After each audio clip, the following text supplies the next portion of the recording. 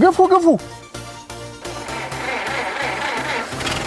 ኖገቡ አረባክ ፍጠን እየረፈደብን እኮ ነው እየፈጠንኩ እኮ ነው ትምህርት ቤት በር ይዘጋብናል እኮ አሁንማ እየበረርን ጀቶና በእግሬ በሄድ ደርስ ነበር እኛም ወይኔ ጉዴ ምንድነው አይ አሁን እንኳን ነዳጅ ነው እና ቀድቼ እመጣለሁ ወይ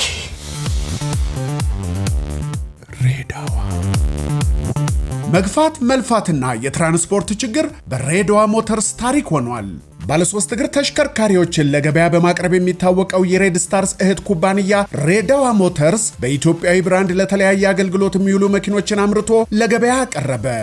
በቤንዚን፣ በኤሌክትሪክ፣ ሃይብሪድ፣ በሲኤንጂ ወይም በጋዝ የሚሰሩ ሬዳዋ V5 V7 11 14 ሰው ለህዝብ ትራንስፖርትና ለስራ D5 ባለ 1 ባለ 2 ጋቢና 20 ኩንታል የሚጭኑ F3 ለገጠር ለከተማ T3 እና X3 ለቀላል ጭነት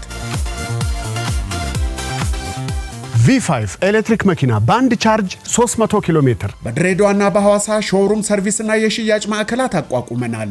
ለምርቶቻችን የ100,000 ኪሎ ሜትር ወይም የ3 ዓመት ዋስትና የባንክ ብድርም አመቻችተንልዎታል።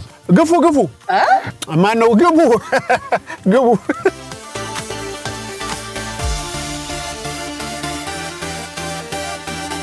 ሬዳዋ ሞተርስ የጉዞ ዋስትና